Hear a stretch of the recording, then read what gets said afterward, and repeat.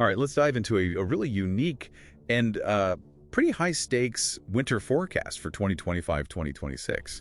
Experts are flagging this season as one of, well, high volatility, and that's because there's this rare and significant conflict unfolding between the major global drivers. Exactly. And I think what's critical for you to understand is the central contradiction here. You have the official, model-driven forecast, think NOAA, the ECMWF, and they're all projecting pretty mild conditions. Right, for places like the eastern U.S., Canada, and northern Europe. Yes.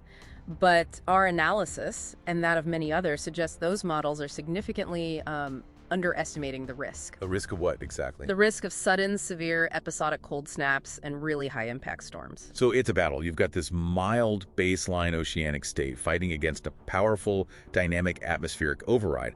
Let's start with that baseline. Why is it so weak? What's leaving the whole system so exposed? Well, the anchor is weak because the Pacific is just sort of fluctuating. We're coming off a weak La Niña, but the core winter forecast for December through February, it's basically a statistical tie. A tie? Yeah, it's about a 51% chance of La Niña versus 48% for ENSO neutral. It's a coin flip.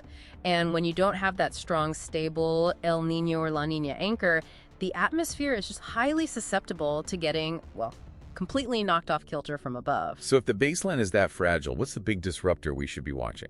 We've heard a lot of noise about a major early season SSW. That's it. A sudden stratospheric warming. That is the forecast's decisive factor. And for anyone who doesn't know, an SSW is? It's when the temperature way up in the stratosphere rapidly warms, and it effectively shatters the polar vortex.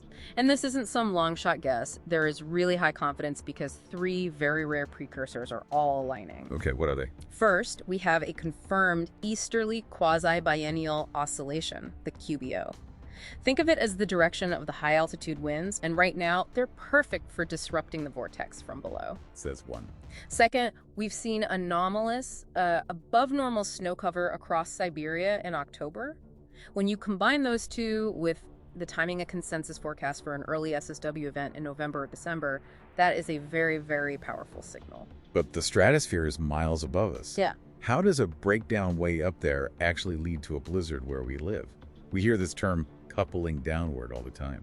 And that's the absolute key. When that vortex breaks high up, the energy is projected to couple downward into the troposphere, which is our part of the atmosphere. This creates what we call high latitude blocking. It's like a giant atmospheric traffic jam that shoves the Arctic air violently south. And that brings us to the conflict zones on the ground. For North America, this SSW points to cold outbreaks, which, as you said, directly challenges the official mild outlook. It creates an incredibly volatile pattern, and there's a third piece to the puzzle that's just adding fuel to the fire. Which is anomalously warm North Atlantic sea surface temperatures.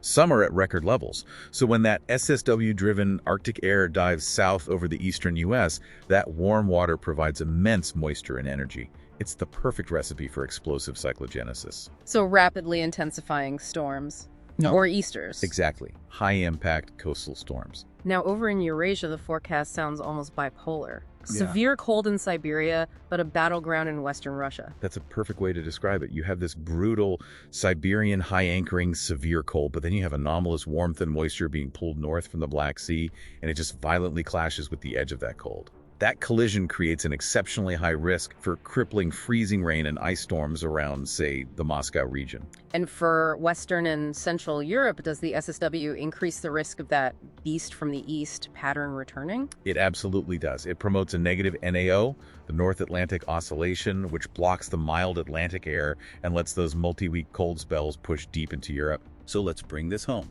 Strategically, what does this mean for you, the listener?